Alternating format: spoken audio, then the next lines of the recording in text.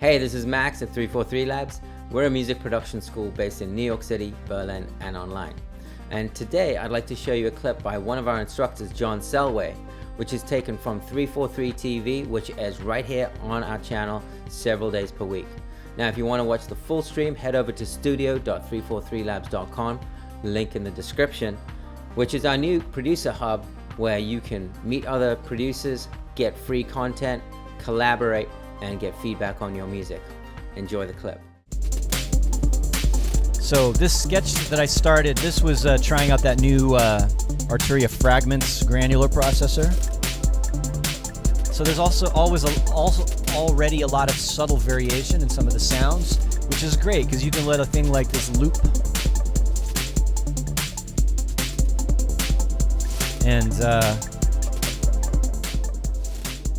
it's interesting. It's not, you know, because of the little changes in the sounds, it kind of keeps your brain interested. Now, when I make tracks like this that have like a total super spacey ambient pad or atmosphere, I have to think about where to use it. So, and this is the thing, if I start with just the beats, it's going to start off with like a lot of energy, even if it's just a kick drum. And then when you bring in a mellow, spacey element, it lowers the energy level relatively. So it's kind of an easy move if you're to start out with the chill elements and then add the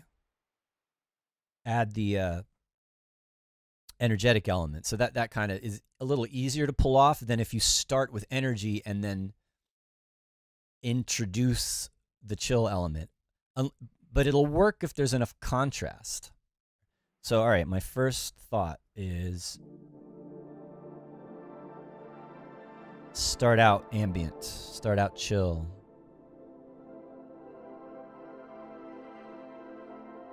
And I've got, I don't know, there's two versions of this clip and I've forgotten how different they are. Okay, this is higher. All right, so I'm going to start low.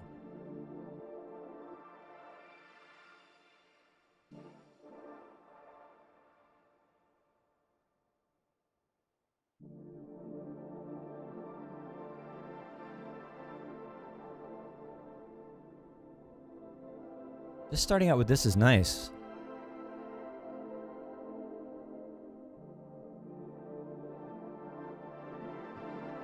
Bring the volume up a little bit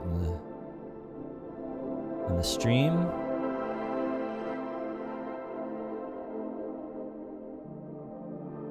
Now, the other thing that's going on here are these 303s. So there's one low one and one high kind of bleepy one.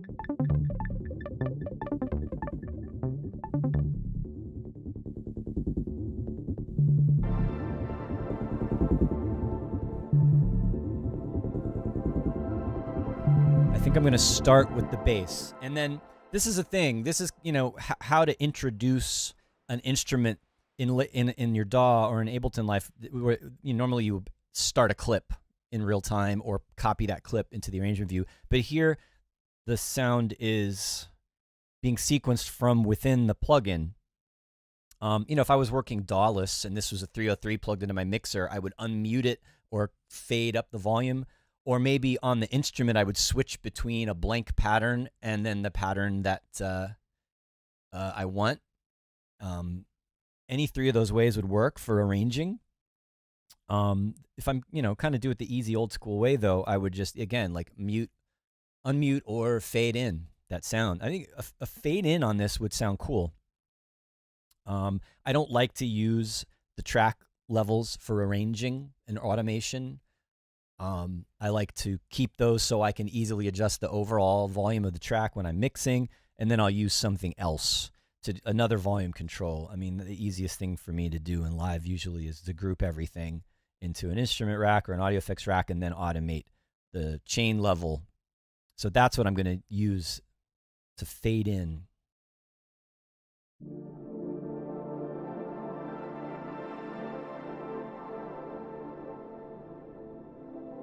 And I just need to decide how long do I want to hear the pad sequence go before I start bringing in.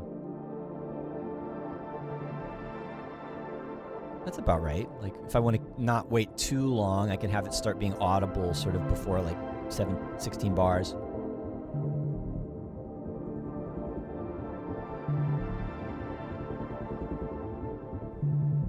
Right, and since I'm setting my overall level with the track volume, I want to bring this up to full volume. I want to have the chain go up to 0.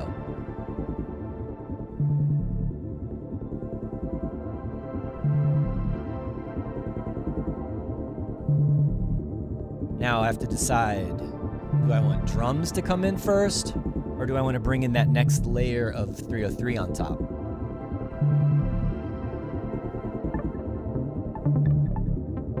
And I feel like I want to keep it more synthy before the drums come in, so. Now, do I want to fade it in like I brought in the bass, or do I want to just have it start? Let's see.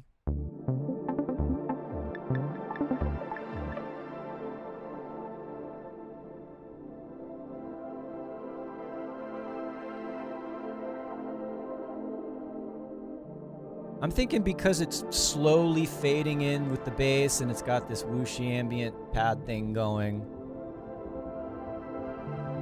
I'm just going to start it.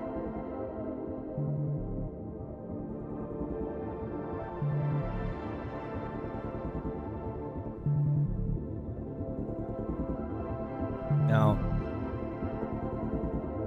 instead of just unmuting it or activating it, I'm going to do what I usually do with ABL3. You know, it's got this internal sequencer, but I can actually go in and export the pattern as MIDI, and then I can play. Then I can have an actual clip or a MIDI, you know, a MIDI track playing in my arrangement, so I can see it. That's a little bit easier to work with. All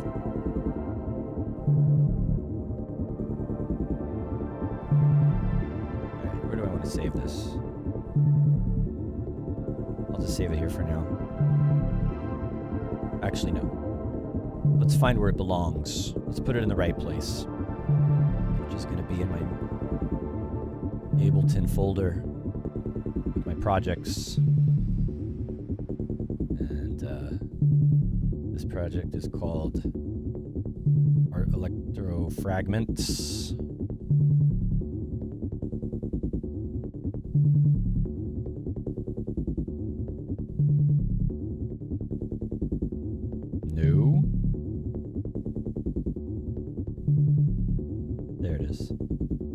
So we're going to put it in here.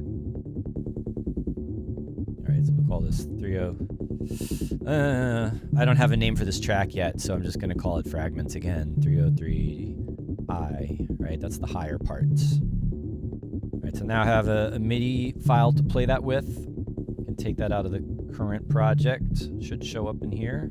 There it is. Bring that onto the track, and then in ABL3, I'm going to change the mode from pattern to note. And that way, instead of just playing back internally, it's going to... Did I do the wrong one? That doesn't sound right. No, that's right. That's right.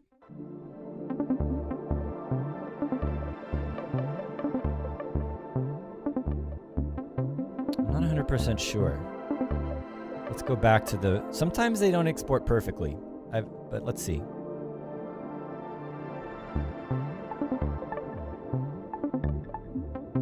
No, that's right. Back to note. Yep, I just forgot. All right, so now it's easier to decide where it's going to happen, right? So that's definitely something to think about when you're using plugins or synths that have internal sequences. You can't always do this. If this was a real 101 without MIDI, I would have no other choice but to unmute it or fade it in or something similar to that, usually. All right, so let's bring that in about 33. Ariel Gray says, lots of guys fading in these days. I don't hear low-pass filter on tracks as much. Yeah, it's kind of a stylistic choice. I personally like filtering not necessarily low-pass filtering, but using filters instead of volume fade sounds a little more interesting to me most of the time.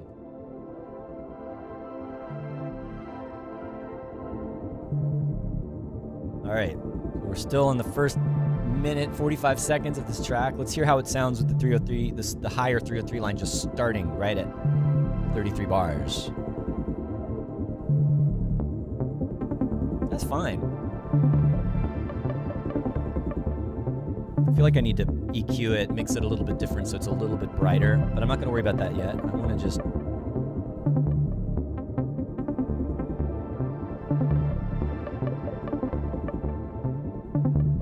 Now, let's bring in some drums. But I don't want all the... I think I could... Let's try kick drum only. I feel like that's too much power all of a sudden. It's so light and atmospheric. Snare drum's too much. Maybe just the hi-hats? Or I may need another element that's not as intense. The other thing I can think about is as part of the arrangement is playing with the sounds a little bit more. I mean, the 303s obviously are meant to be tweaked, right? We can play with the cutoff and the resonance and everything, and it can get a little bit more intense.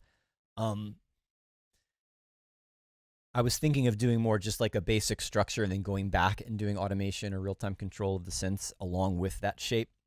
But we can also get into the details of automation while we do the structure. Either way is fine. All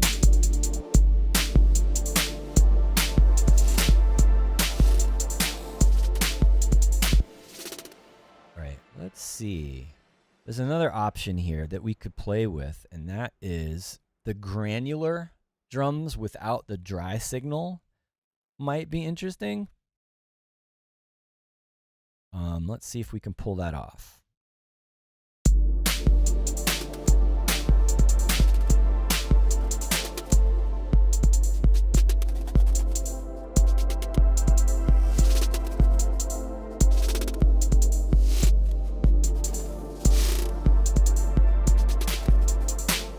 So that's just on the snare.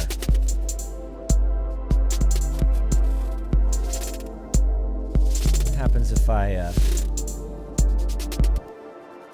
let's get rid of the kick.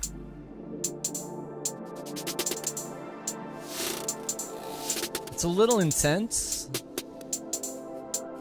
but that could be something. Let's try and drop that in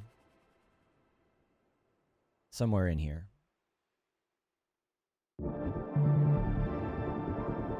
And I think also let's start playing around with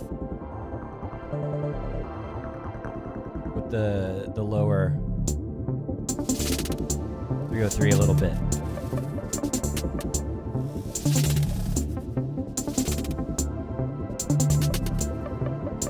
I don't mind this with the little glitchy snares. They might be happening a little too often.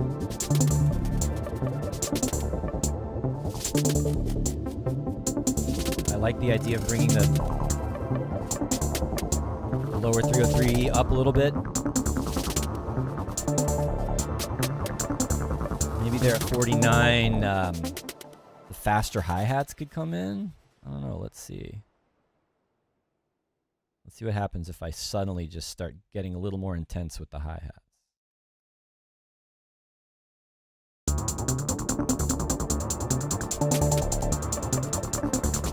Getting there.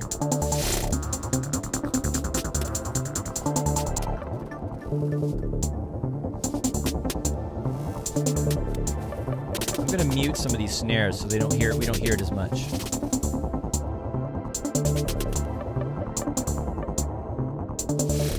And then at the same time, I could also automate the grain mix. So we start to hear, where I can bring in the snare drum.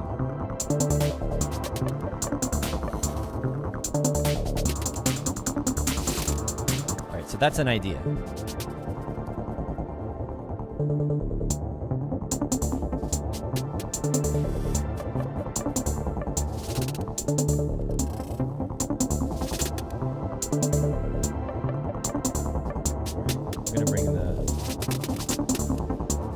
I'd have to smooth out the granular effect a little bit so it's a bit less crazy. I don't often think about fading in snares, but I'm going to do it today just because. I usually like to have them start right away.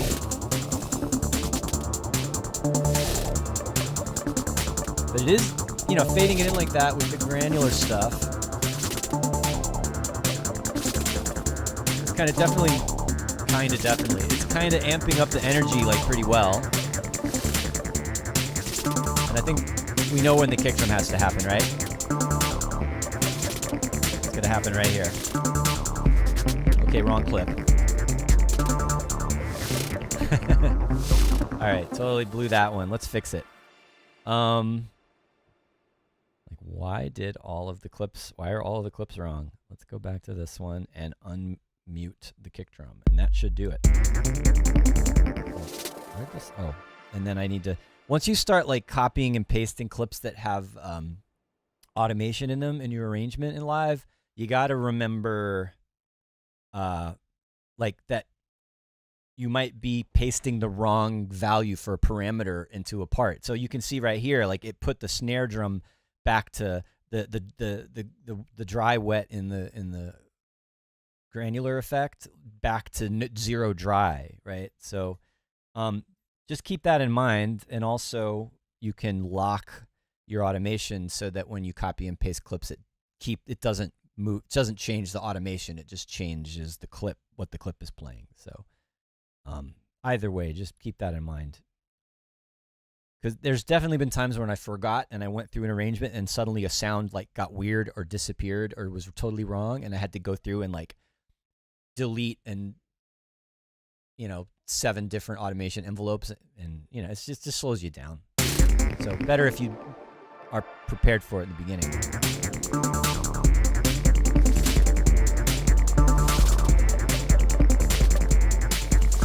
So I like this energy level, and I like that it's not taking too long to get there. I don't want this to be an epic 7-minute track. I want it to, you know, kind of get to the point. Maybe more like 5 minutes.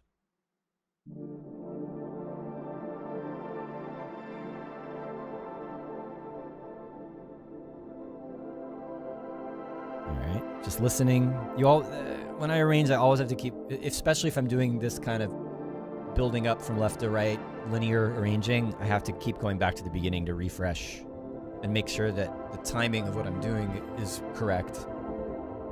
There's other ways to approach it, of course, but if you're doing, say, subtractive arranging, which I'm pretty sure I've done on the stream before, where you just start with a big block, copying out all your parts over however many minutes, and then take away from it, start sculpting it.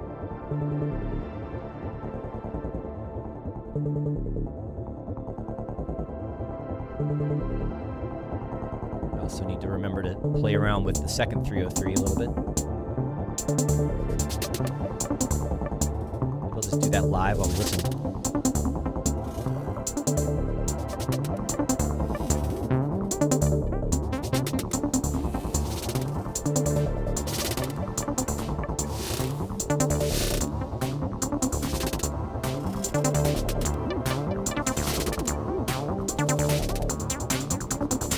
Maybe I want the kick drum to come there, I don't know. I wanted something different to happen there, whether it was the hi-hats or something else.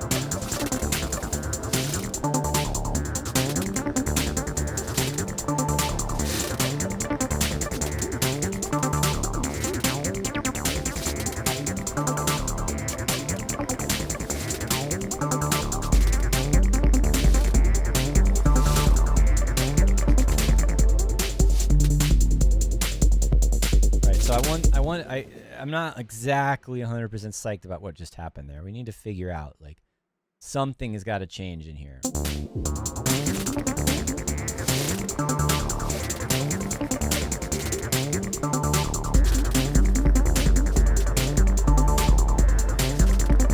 What happens if we get rid of the pads? And then another thing is I'm going to try bringing in the higher octave of the pads here, somewhere in the middle. It's going to kind of open it up a little bit.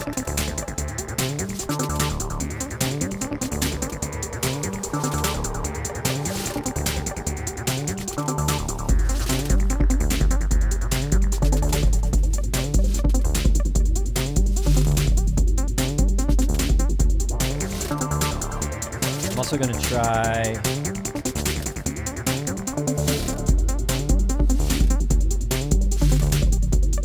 bring down both of the 303s so they're a little bit less intense there.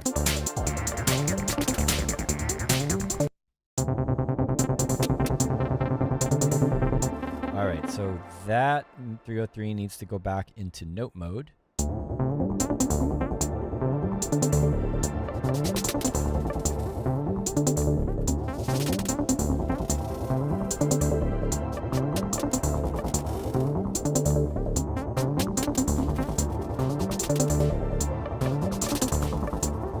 Like we didn't, I think we're missing, maybe missing some automation.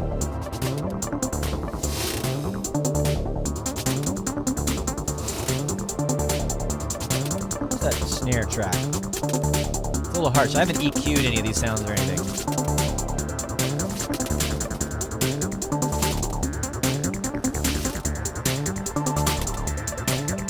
Yeah, it's really sharp.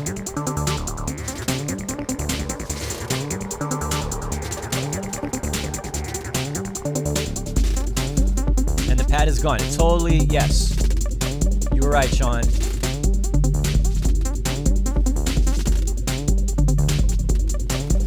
We could just let this groove.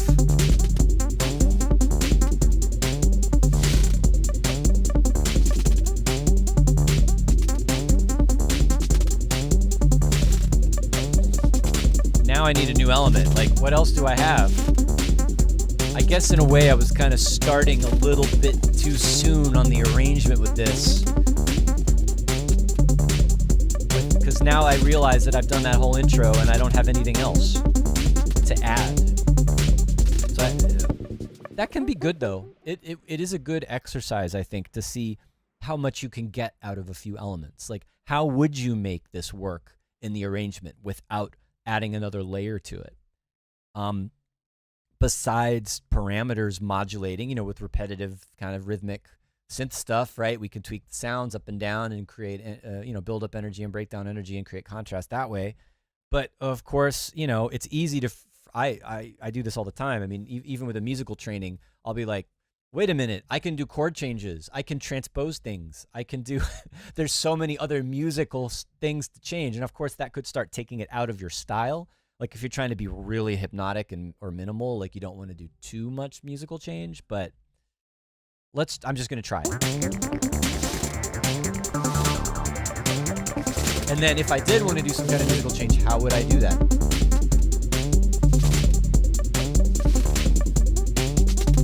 One of the things I used to do with a real 303 is transpose it in real time.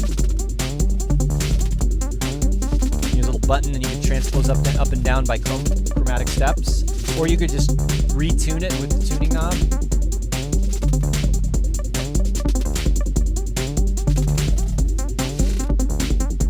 Like what if there? Now this is something where it's easy. Like because I turned the higher 303 into MIDI, I can just transpose the MIDI notes and make variations here.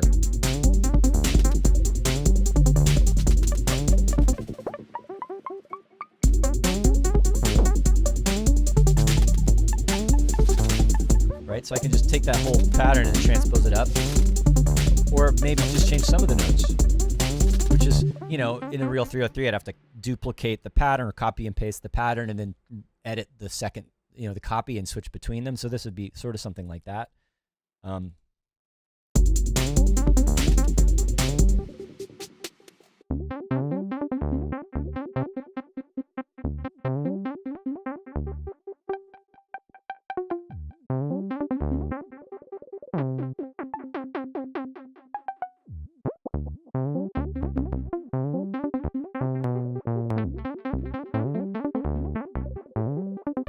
Small change.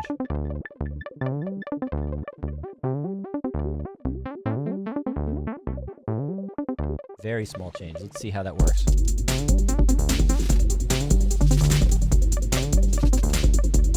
I'm also going to chill out the hi-hats a little bit. Maybe put a fill in before the change, just sort of highlight that there's something different happening. Yep.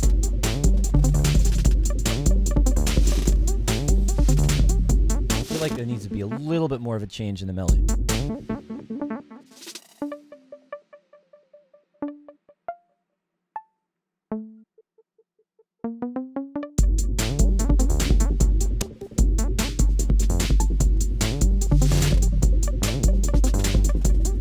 Alright, I don't know. I have to experiment with that.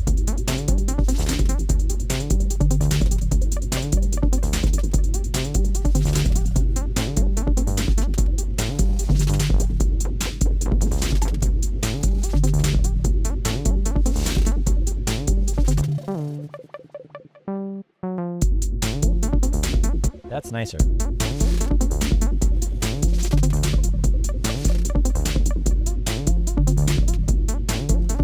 Let's start bringing up the lower.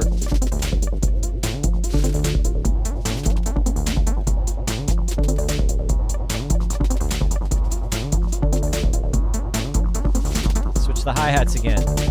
Easy. Keep it simple. Just alternate between different variations.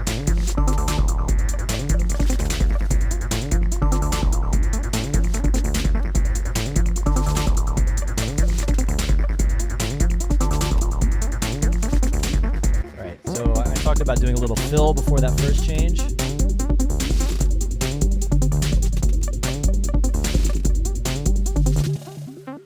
But maybe on that last quarter note, I'm just splitting that out, getting rid of the kick, and just adding some 16th note snares. What if we do a little variation on the kicks in this part? Let's highlight that so I can remember it's different.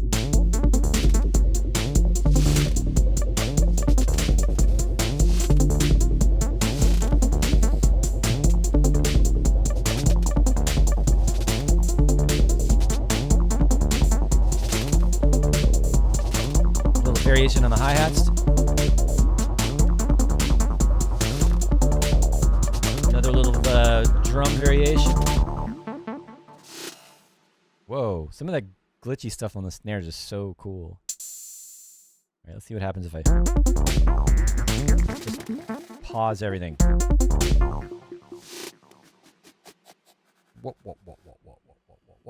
Once we get into these little details, man, it's like, this is where the time-consuming stuff happens. I usually like to have it more fleshed out before, and then go back and and then dive into the transitions, but I don't know. It feels right to do this at the moment, so I'm just going to do it.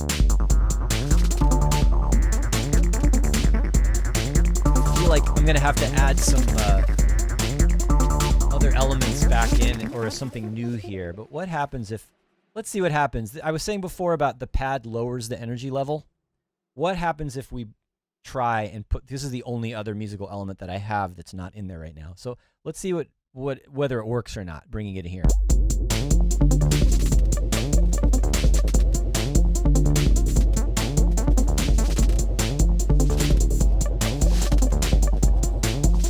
Could also fade it in, now that I think about it. Fading it in might help it keep it from, you know, kind of sneaking it in. Maybe it won't feel like all of a sudden that it spaces out too much.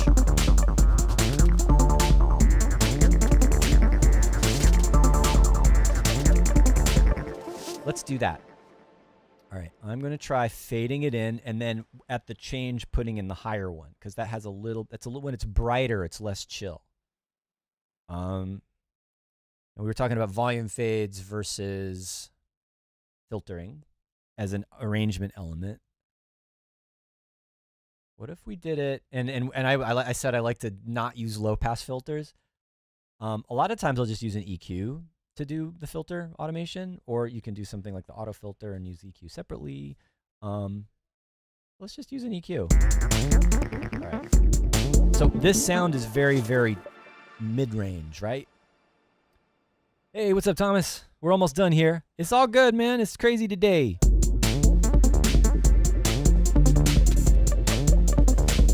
Right, so I'm actually, I'm a high pass filtering out almost everything about this sound. And so it's going to sort of sneak in rather than doing a volume fade. And I might do a little bit of volume fade too. So you're just going to start hearing this sort of the shininess in the background sneaking up. And then actually having it be mostly in the highs, it doesn't take up as much of the energy in the low end, and it's,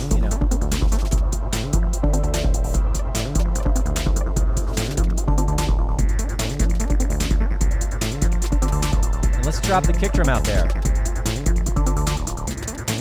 It's like a little mini break.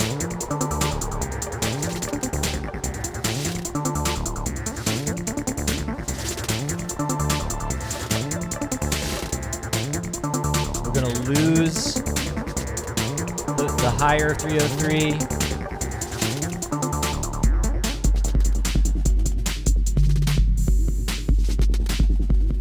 That works.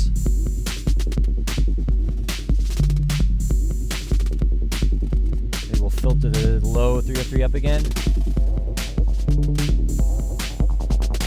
It'd be more fun to do this with a MIDI controller, like hands on the knobs. It would be more dynamic, more subtle, or more subtle.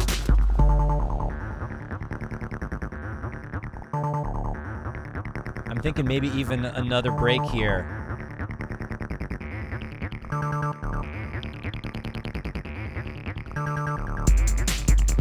That works. All right. We're almost to 4 minutes. All right, here's where maybe I want to copy the automation, because I can do that whole fade in the pads thing that I just did before.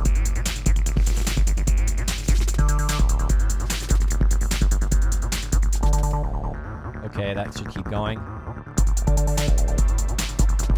Let's bring in the high ones again. Use one of these fills I did before. Don't be afraid to like reuse things that you did.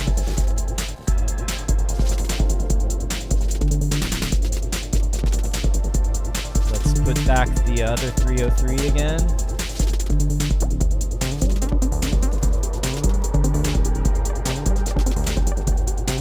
Change the hi-hats in this one. I like just the simple going back and forth between the fast and the 8th note and the 16th note hi-hats.